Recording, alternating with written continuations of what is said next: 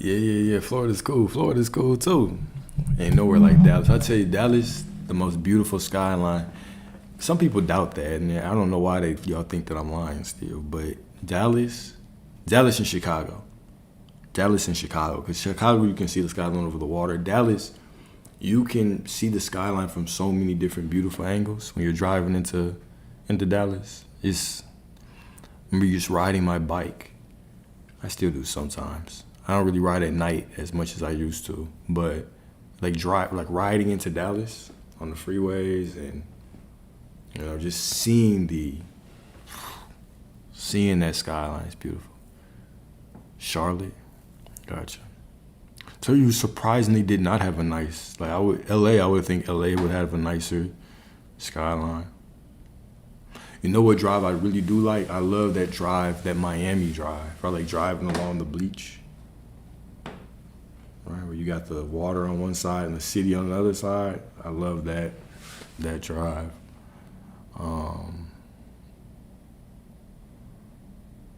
What else is a beautiful city?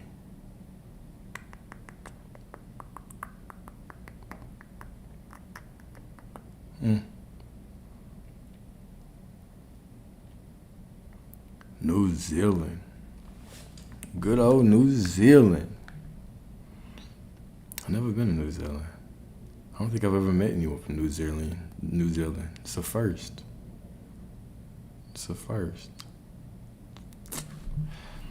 All right, y'all. So, good old Mexico too. Okay, I appreciate you. All right, look. We're going to do this lecture. We're going to zoom through this lecture. We're not going to zoom through it. I'm going to hit some good points. This lecture is called Make It About You, the Identity That Manifests Worlds. We probably went through this document maybe a couple weeks ago, but we're going to go through it again. Now, this is going to be more Q&A. I remember there was a time where I could stop at every question, but these days y'all ask questions so fast at certain times that I can't keep up, and I'm going to try to. Okay, I'm going to try to answer quick. I know that I can go off on a tangent and I can go down a rabbit hole, but I want to make sure that we answer questions. If y'all want to join, if y'all want to come live with me, you can do that as well. Don't be shy, don't be scared. It's damn near free coaching. All right? So let's talk about this. Make it about you, the identity that manifests worlds. What if the delay isn't in the thing but in you?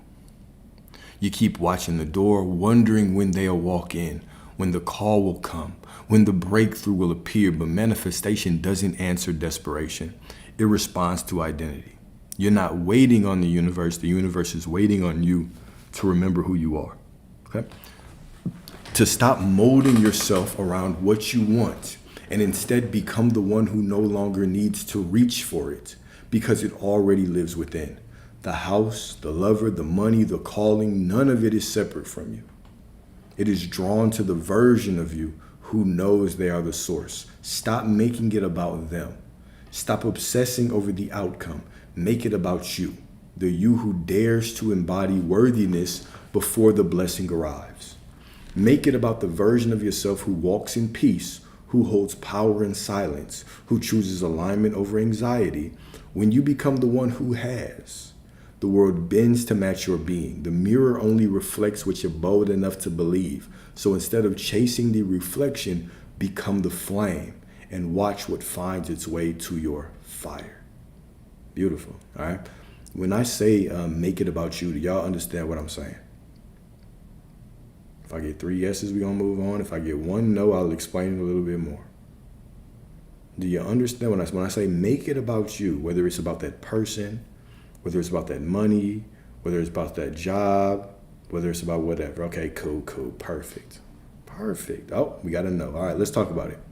How do you make it about you? Let's imagine. All right, I'm glad you said that, right? Because I want to make sure that I'm clear on these things. Imagine you are trying to get a specific person, right? You're trying to have your SP, your exchange, whatever the case may be. You're trying to choose a different version of them. One way that you could go about this is you could make it about them. You would say, this person loves me so much. This person can't get enough of me, right? Now, Yeah, that is kind of about you because you're saying this person can't get enough about you. But what I'm saying is about make it about embodying who you would be that draws the moths to the flame. Who would you be? Right? Who are you when you are the most attractive version of yourself? Who are you when you are the version of yourself that has everything that you want? Right? So instead of just saying that person does this for me and then trying to change that external reality, remember in that the scene in the Matrix where Neo walks to see the Oracle, he talks to that little boy before he walks in. And the little boy says, try not to bend the spoon because it is impossible. Right? Instead, simply try to realize the truth. There is no spoon. Then you will see it is you who does the bending. That sounds crazy. It is you, right, who does the bending. Meaning, as I change, everything changes. So I don't have to affirm for them to change or try to get them to change. What I'm doing is I'm changing myself to do what? To call forth a different version of me. Because that version of them can't change. So instead of me trying to change them, hey, do this, they're going to show up like this, they want me like this, right? I have to realize the truth. There is no them. There is no person out there to change. And even if they were, that person is specifically in that reality. It's already tied to that reality. That reality is solid. Instead, I change my concept of self, how I view myself. I am the type of man that all these women, like a woman would be a fool to let me go, right? A dude will be a fool to let you go. Whatever the case may be. You go to that version of you that has them. And then you allow them to come back in. You make it about them or make it about you. Make it about you. Does that make sense? Instead of trying to get that person to change, I change myself. Therefore, everything else must change.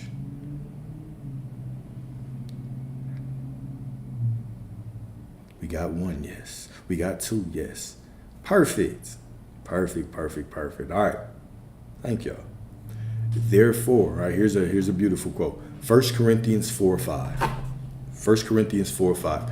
Therefore, judge nothing before the time until the Lord comes, who will both bring light to the hidden things of darkness and will make manifest the counsels of the hearts. And then shall every man have praise of God. Listen to that closely. 1 Corinthians 4:5. All right, listen to this closely. Let's break this down in segments. First part, therefore judge nothing before the time. Therefore judge nothing before the time. All right? Therefore judge nothing before the time. Judge nothing until it looks like what you want. What is the time? When it looks like what you want. The appointed hour. When it shows up. Right? Other ways to trick your brain. So, you're not tricking your brain. Okay? You don't need to. You can't, right? Even scripture says God will not be mocked. This is what it said. God will not be mocked. I can't think about lack all day and affirm for prosperity for 5 minutes and do a trick and receive it. God will not be mocked. Meaning, reality is you as within, so without. Right? So it's not about tricking your mind. It's about what are you identifying as. Right now, make the decision that you're going to receive whatever you want. You have whatever you want. I was talking to a client just recently, right? Great conversation. Put me on a couple really good books I'm gonna check out. One really good book and then one creator that I'm gonna check out. But one thing that he said that stood out to me was, it's a beautiful way to put it, all right? I was like, how do you know that you're in alignment? He said something along the lines of, it's a feeling, not like an emotion, but it's just a knowing. The same way that I know the sun will rise, it's the same way that I know that I will receive what I want. Something along those lines, right? But it was the same way that I know the sun will rise, right? Whether I'm happy or sad, the sun will rise. I simply know it. It's simply a feeling. It's a knowing, right? It's not associated with any feeling. Okay? The same way, if your birthday was yesterday, the day before yesterday you were 30. Then yesterday you turned 31. All right? What is the feeling? Do you feel more 31? No. Right? If you forget that you are 31 for a second, you say 30, and then you say, oh shit, my bad, I was 31. Do you now start saying, damn, because I said I was 30, now I'm not 31 anymore, and I'm out of alignment of 31, so now I need to reaffirm 31 until I'm 31 again. Do you say that? No. You simply know that you're 31. If you feel sad, right? Are you less 31? No. You're just as much 31. Right? So this is when we say knowing or assume the feeling of the wish fulfilled, just simply the knowing. Right? Feeling is a word that isn't translated correctly. When we think of feeling, we think of emotions. But even Neville said, right? When I speak of feelings, I do not speak of emotions. I simply mean the feeling of the assumption that the wish is fulfilled. The knowing. The same way I know the sun will rise. The same way you know your age. The same way you know your name, right? Your name doesn't change because somebody calls you the wrong name. Hell, if you call yourself the wrong name by accident, it doesn't make you less Alex. You're still just as much Alex. You simply, remind yourself right now. You say, oh, my bad. I'm not that anymore. And because of who I am right now, that overrides the past and the future anyway. Okay? You can't get to the knowing. You affirm a positive outcome, and your intrusive thoughts come in bad. All right? Your intrusive thoughts. All right, let's talk about intrusive thoughts. What do you do with these intrusive thoughts? If y'all not shy, when y'all got these complex questions, if y'all not shy, go and jump on. Go and join on. All right? But what do you do with these intrusive thoughts? Do you try to push them away? Do you try to overwrite them with the right thoughts? Do you begin identifying with them? Okay, you say it's not you anymore. All right? It's not you anymore. All right. Do you believe that that's not enough? Do you think you have to do something else? Or is that enough? Just saying, it's not me anymore. Do you believe that that's enough? Right? When you reject them, do you believe that that's enough?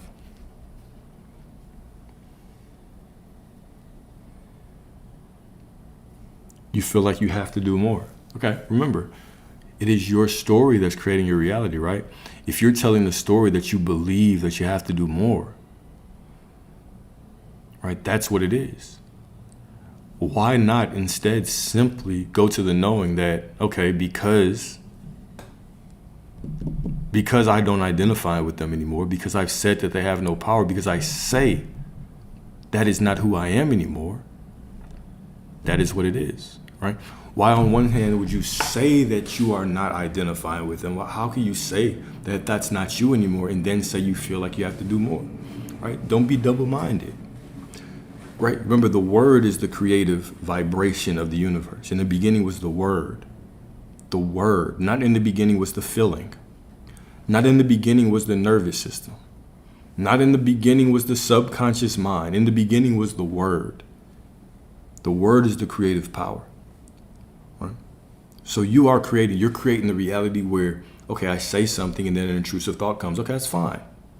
But now you're creating the reality where you say, I simply say I'm not that person anymore. Perfect, leave it there. And because I say I'm not that person, I no longer am, right? Because I say it. But now we go a step further and we argue for our limitation. We say, okay, I feel like I should do more, right? And that's fine, right? And then you can be triggered. That's fine, right? Remember, you're not trying to bring the ego on board, right? The ego is going to cuss and it's going to argue and it's going to do whatever. Are you trusting in the ego, or are you trusting in the higher self? Are you trusting in the I am awareness? Are you trusting in who you really are? Or are you trusting in that collection of thoughts that we call an ego? You don't have to bring it on board. Because you've declared it, that's what it is. That's what it must be. Anything opposite of that, you do not identify as. That's all. You don't identify as it. Right? You have to make the choice. Make the choice of who you are. Make the choice of what thoughts that you identify with. And then when you make that choice, right, you slip to a different perspective. And now you are in another reality where everything can unfold to you, from you, as you, through you. Right? Don't make it complex. Don't make the process complex. Don't talk yourself out of alignment. You are in alignment no matter what. I am that I am no matter what. I am in prosperity no matter what. I am everything that I desire to be no matter what. No matter what. No matter what. What about this, Alex? No matter what. What if I feel like this? No matter what. I am that I am no matter what.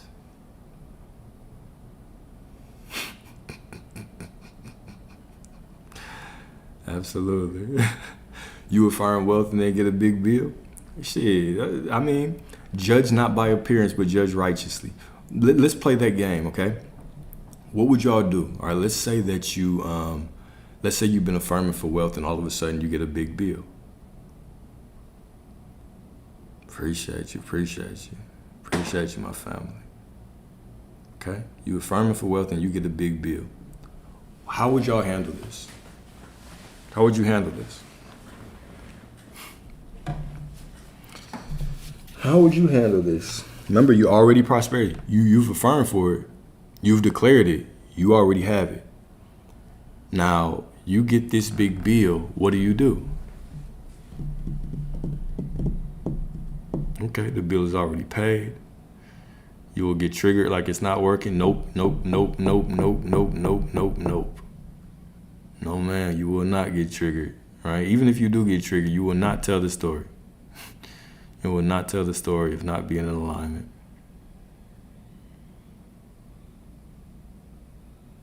I paid a bill and manifest any money spent will come back 10 times more. Beautiful.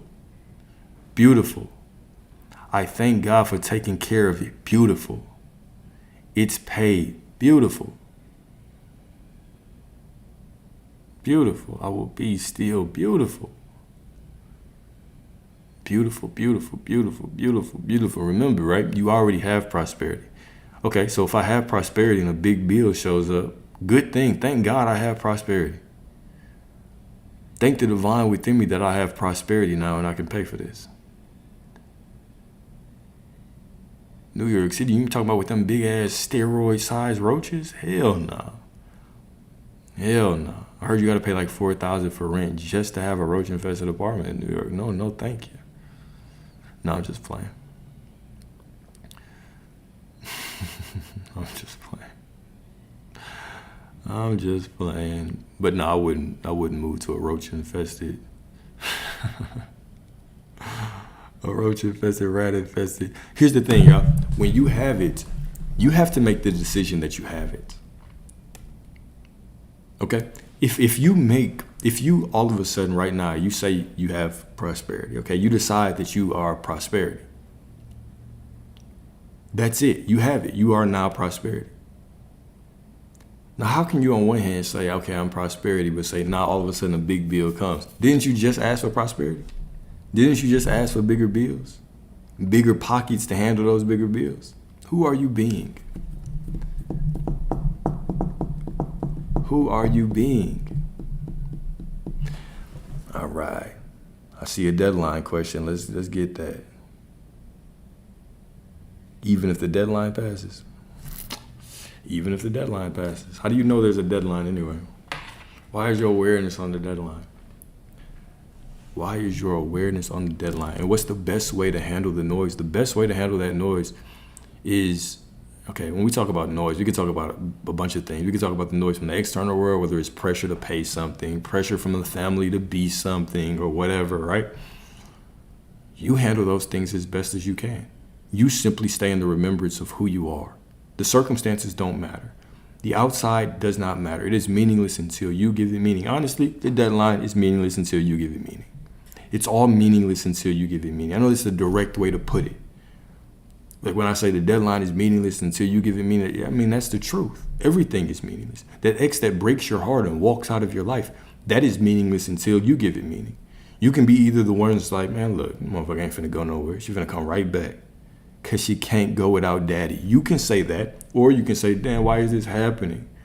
Women never stay. You give it meaning. Strip away the story that you give about everything. Strip away the story that you create about a deadline. Strip away the story that you create about the ex. Don't even, you all of a sudden you woke up with amnesia. You have no recollection of that woman, of that ex. You do not remember her, okay? How would you define her? How would you define him? People are only the stories that you tell about them. You are only the story that you tell about yourself. But everybody is simply the story that you tell about them. Everything is simply the story that you tell about it. You're walking around in a dead world. This world is meaningless until you give it meaning. That is your power as the creator. In the beginning was the Word. And the Word was God. The Word was with God and the Word was God. And now you have access to the Word. Right? So when we ask ourselves those things, like, what about this? What about this? What about that? Bro, remember, you have the power. You have the power. Wake up to it. Wake up to it. You can do whatever. You can handle situations however you want. But remember, what you say is what you get. Reality is never just how it is. It never just is what it is. It's always how you are. It's as you are. This is beautiful, right? This is a power to be reverenced with.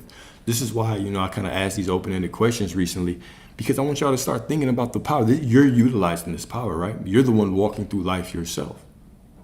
You and Source. Source just looking at you, listening. What's up? What we gonna do now, right? You are the one who is making these rules. How are you creating the life that you live in, right? Are you planting seeds or thoughts that you want to experience, or ones that you don't, right? Handle all the circumstances as best as you can. Handle the noise as best as you can. But remember who you are. It all must be unfolding perfectly still. Doesn't matter what it looks like. Right? Doesn't matter what it looks like.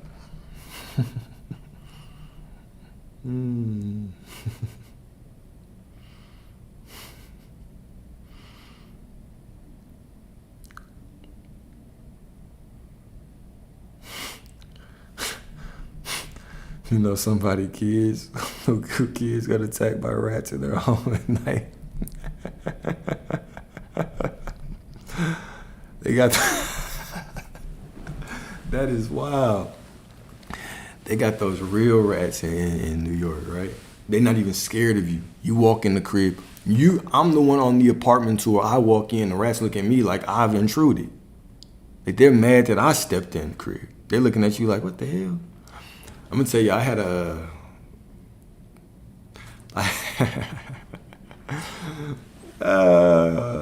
if y'all judge me, I don't care. All right, I had this when I was living in Monroe, Louisiana, I had this terrible apartment that had these roaches in it, right? It was a roach-infested apartment.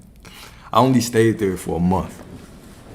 So the day I moved in, right, I had just moved out of another spot and I moved here.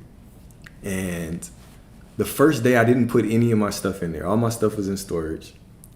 And all I had in the crib was an air mattress. It was literally me and an air mattress and then like a box of clothes. And the moment I turned off the lights, I didn't even go to the bedroom. I put the air mattress in the living room and I was just happy to have a spot. I was like, yes, walls. The moment that I turned off the light, I heard this tapping on the floor. It was like, God damn, it's a rat in this motherfucker. So I turned on the light. There was a roach. It was so fat, right? It was trying to run up the wall, but it was so fat. When it ran up the wall, it kept falling down, like pop. Like it was too heavy to go up the wall. I said, oh, hell no.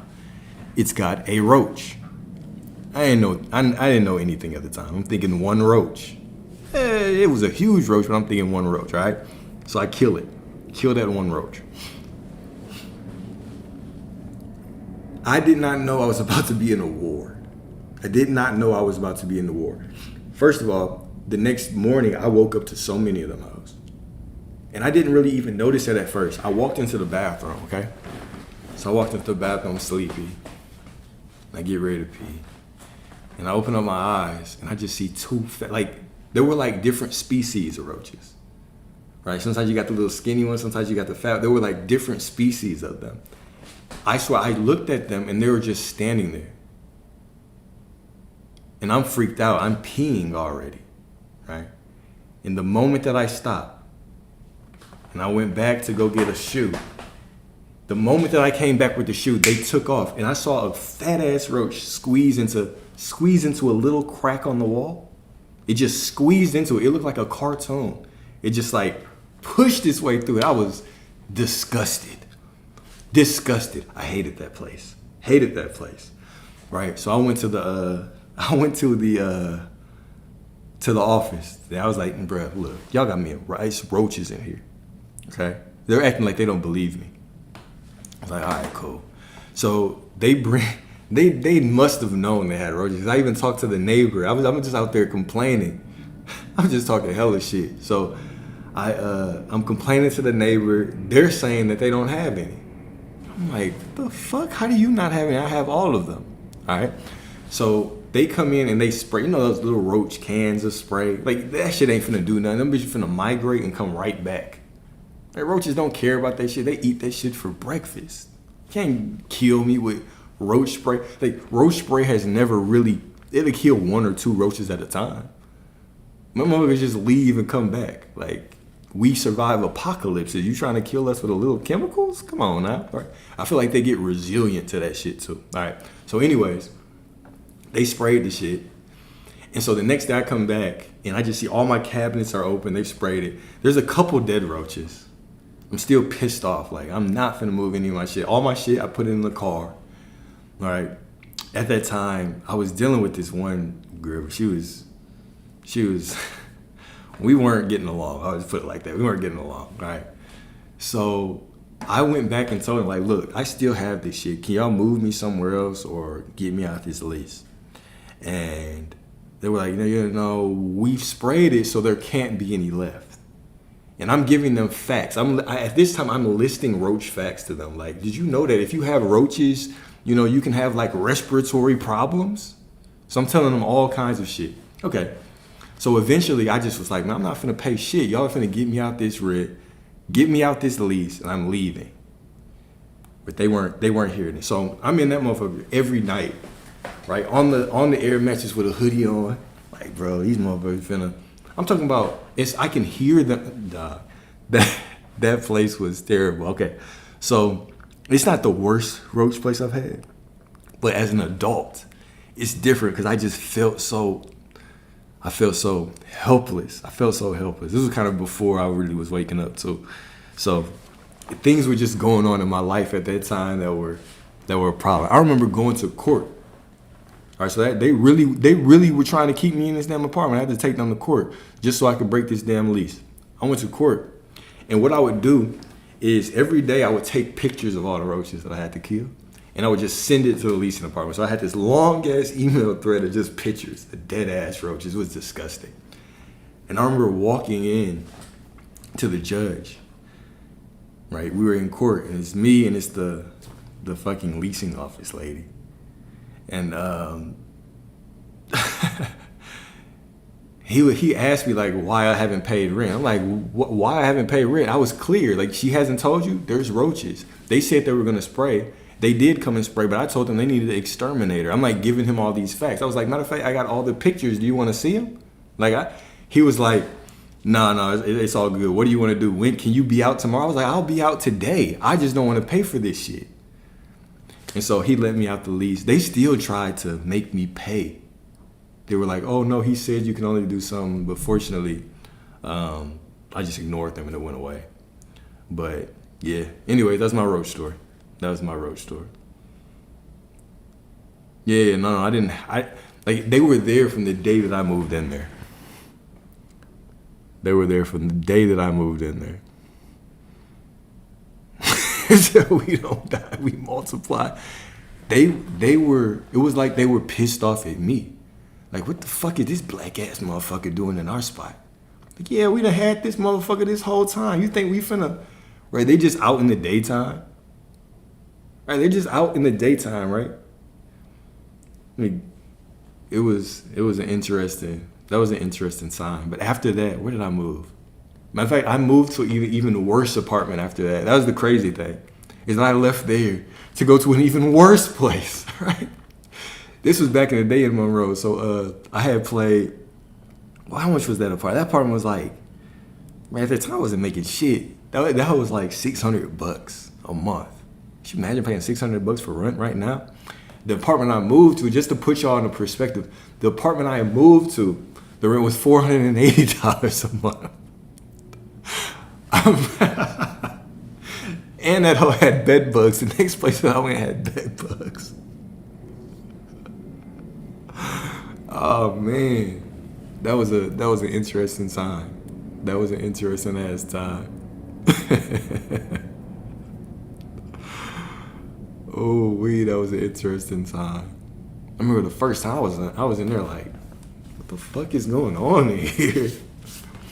Until I figured out what it was, I was like, nah, I'm not gonna go in there either. But fortunately, this is how things worked out. Was fortunately, I ended up talking to this girl at the time, and I ended up just moving in with her. I was like, thank God. And I just let that apartment rot. Paid that little $480, and then I had a better job at that time that I was working on. But ooh, hey, I ain't gonna lie. It's been several times in my life where it was a woman that I lived with that helped me out. Like, hey girl, if you ain't walked by me looking thick as hell like that, I don't know how my life would have turned out. But fortunately, here you are. Man. So it's interesting how everything just kind of, even before, like when I just knew, okay, things are gonna work out, things did. It's nothing like being a young dude, being a young man, right? Knowing that, thank God I'm with this woman, because I don't know where the hell I'm finna go live if it's not here. It's nothing like laying up with a woman and feeling like she just loves your broke ass for you, right? It's just nothing like it. You just laid up with her at night. You so nice to her. I mean, you gonna let me bring the game in this motherfucker too? I'll take it. So I had some interesting. I could go into a lot of experiences, but why I broke up with her? I actually stayed with her for a while, but I ended up getting back on my feet eventually. I stayed with her for a while. I got back on my feet, and damn, why did we break up? I don't know. We just mutually made the decision to break up and go our separate ways. You know how people try to talk about their breakups. Oh, it's mutual. We just decided to go our separate ways. That's what happened. Yeah, all this was long before I knew who I was. All this was long before. Sometimes I would tell y'all, like when we used to do these lives and it was purely for relationship, I'd be like, look, I don't know all of this for no reason. I don't know all this information about women and relationships for no reason. I wasn't, I didn't read this in a book, y'all.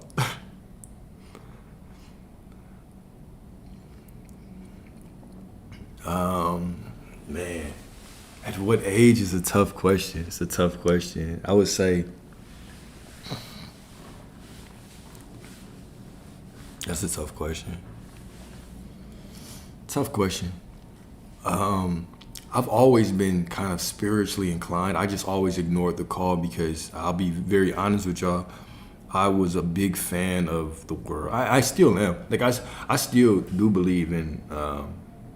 I still am a brother of duality. I'm very balanced. I used to get that a lot, where I would start talking about God and people would be like, well, are you a man of God? Why are you talking like that? Why do you do that? I'm like, the hell are you talking about?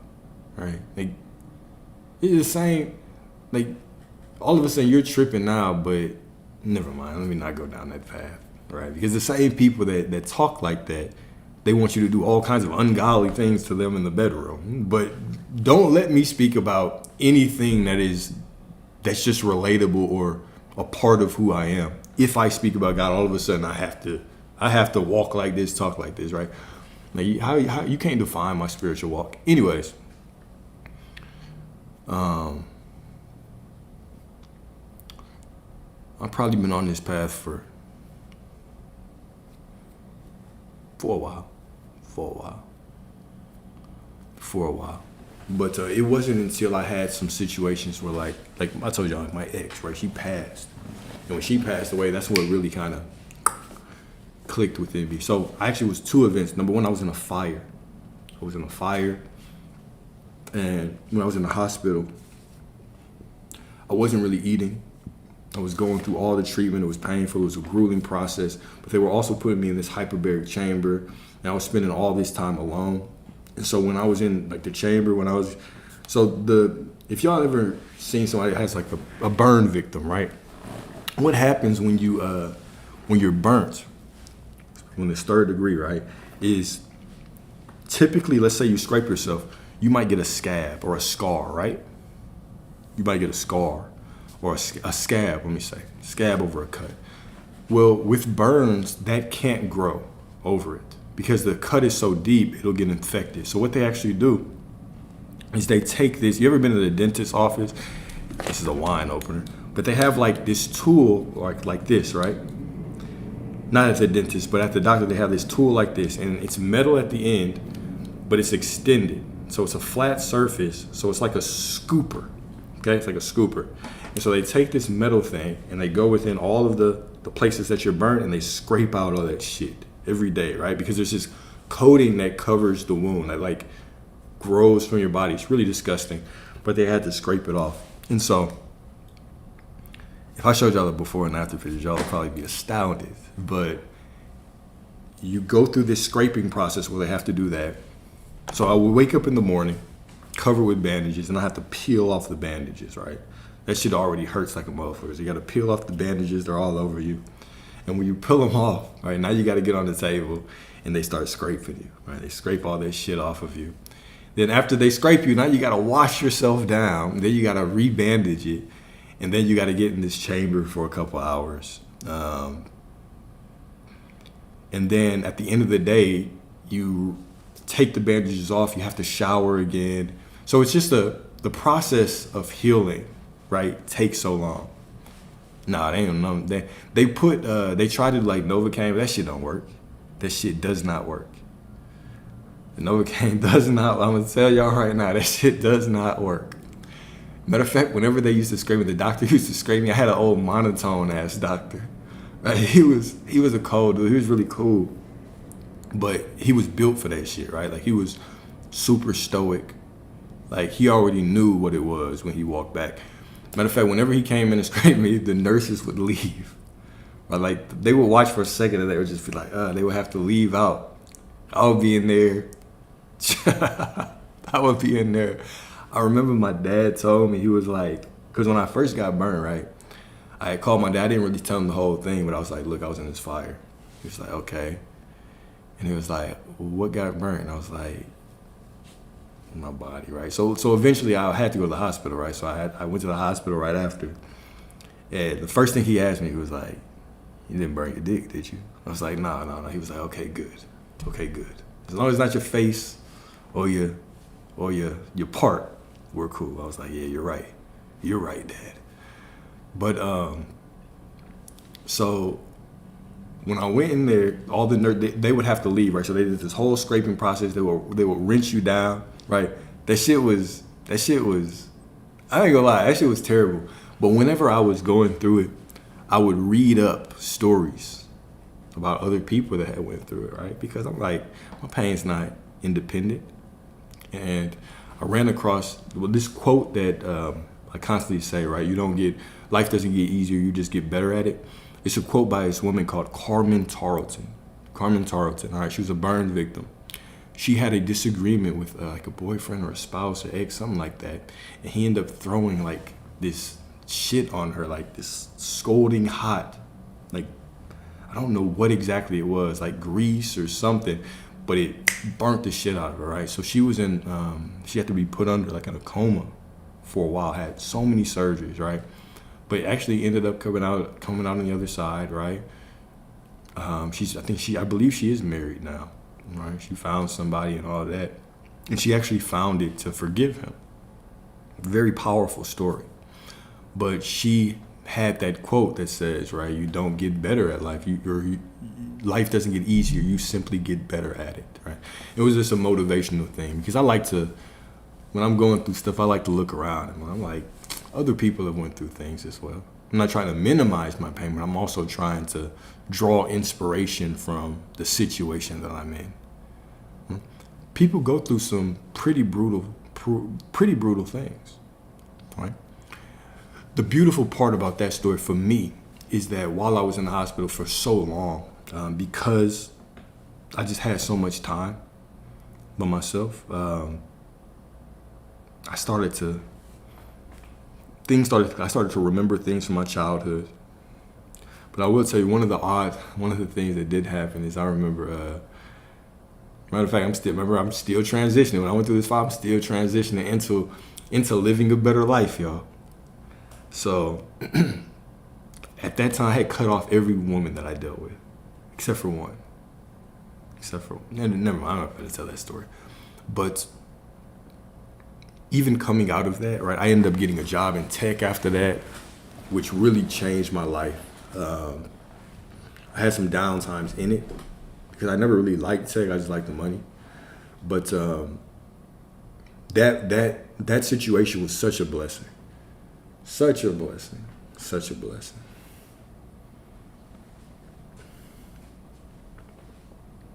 Have I quit alcohol?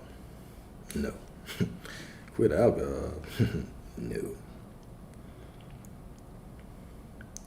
People really are. Like, people will do some things, man. You have to be very careful about the people that you deal with because you can be pulled into some situations that can truly ruin your life. That can truly ruin your life.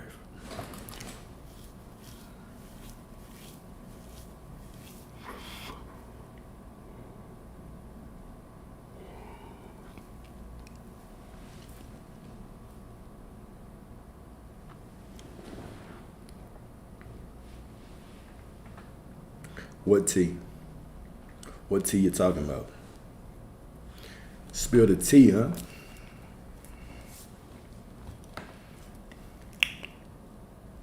Oh yeah, except for one. I loved her for a while. You know how sometimes you might not even want a relationship. Okay, look, we're all humans here. There are times you might not even want a relationship. You just have that one person that they just always come through for you, right? That was her. That was her. That's the story. That's the tea. No, it wasn't a situationship. She dealt with who she dealt with. I dealt with who I dealt with.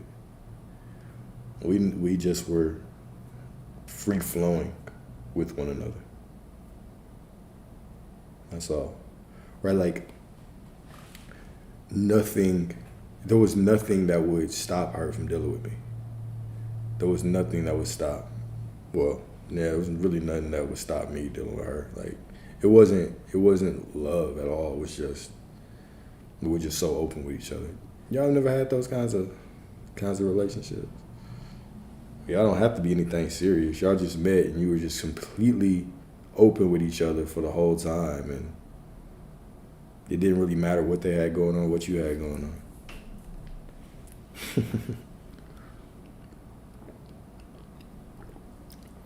All right. So all y'all saying yes. Are y'all talking about sex or y'all just talking about friendship?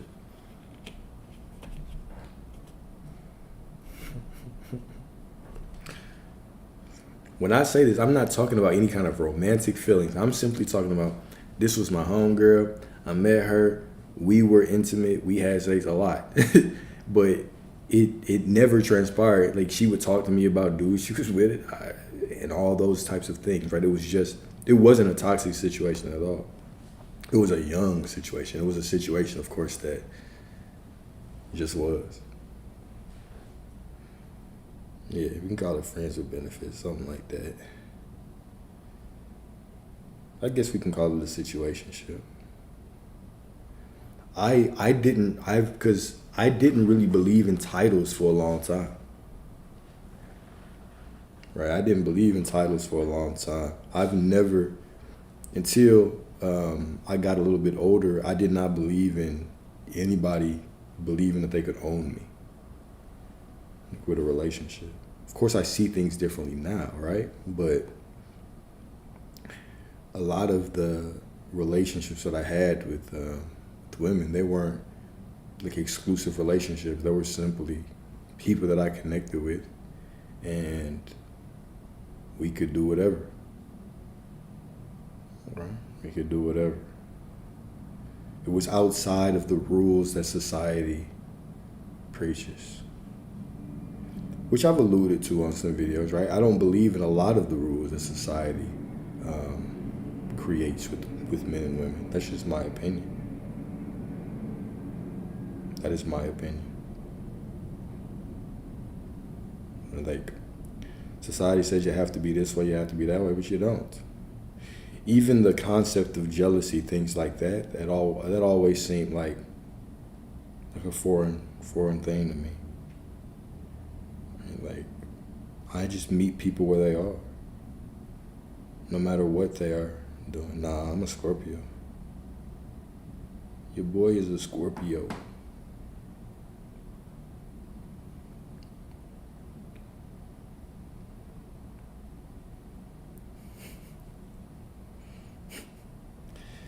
Rebellious nature will never allow you.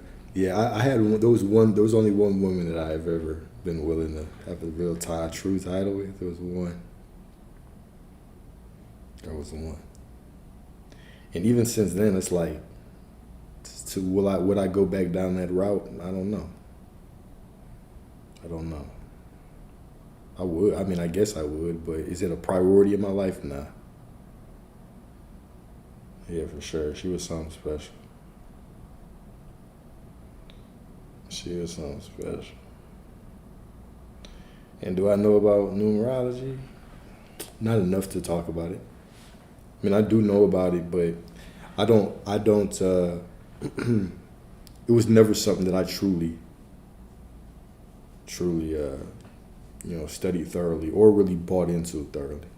It wasn't a tool that I ever really used to help myself. I have created my own kind of systems with what I see and what I believe to be signs from the divine, or what I know to be signs from the divine, right? I've decreed my own meaning on things, so now I know that when those things show up, I know exactly what the source within me is telling me. Yeah, Scorpio, man. Scorpio, yeah. You know, Scorpio is interesting because it's a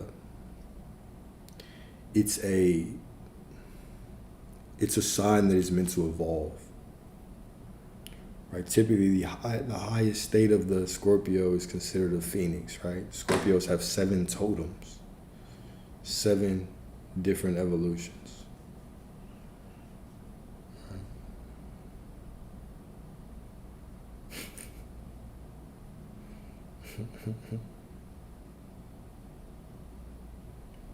Yeah, same here. I enjoy the solitude, right? So when I'm in that solitude, I'm cool. I don't really have a desire to control. I could answer if I wanted to. I do see you typing about 18 times, but Tilly, if y'all ask me more than once, I just kind of start counting. Let me see how many times you're gonna ask the same question. We've all of a sudden turned this into a game. We have all of a sudden turned this into a game. We both playing a game and we don't even know it.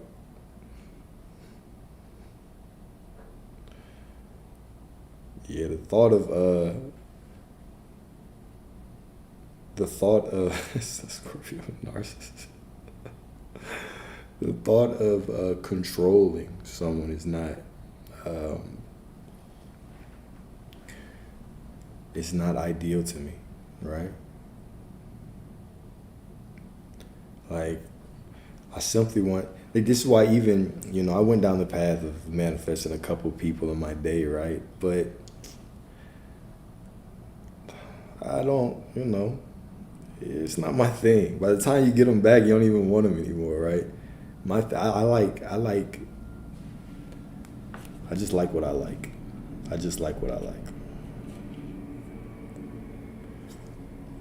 I wouldn't say as a Scorpio, I don't know my life path. But I wouldn't say as a Scorpio, I believe that I'm above all the stars and energies now. I believe as a sovereign, divine being, we all are. We all are, right? But we can put ourselves in the prison of the zodiac sign, right? We can identify so thoroughly with the zodiac that all of a sudden that becomes our identity. But we don't have to be. We don't have to be identified with anything. Right. I don't know what y'all laughing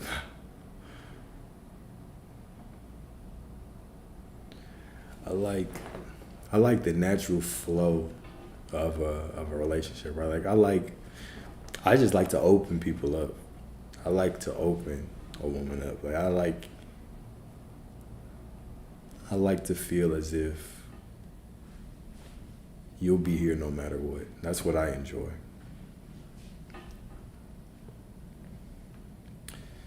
There's no trying. I don't try to do anything. I create my reality in all aspects. I've never tried to manifest anything. I always manifest everything. There's no trying to it. I know who I am.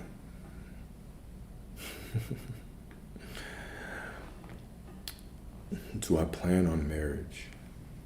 Perhaps. It's not ruled out. It's not ruled out at all, right?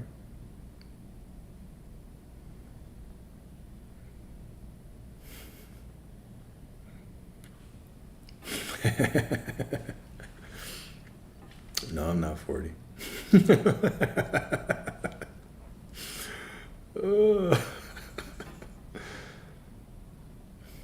I haven't what? I haven't what? Yeah, I'm 30 something. No. I've met the one. It just didn't work out the way I thought it would. I've told y'all my story. Y'all know. Y'all know your boy. You know, if things had went my plans, I'd have been married. Right? But she passed. That's a good guess. 34 is a cool guess. You get a pat on the back for that. Congrats, Chelsea. Congrats, Kelsey. But I know he is preparing as I am, and we will meet. Absolutely. Absolutely. You know. You absolutely know. And so it is. I mean, yeah, I can be either one. I can be 36, I can be 38. Yeah, I can be all that. I can be whatever number. It can be 38, it can be 39, it can be 31, it can be 34, it can be 37, it can be 35, it can be 33. Who knows? Who knows? Pick one. Anybody in the chat know a clothing manufacturer?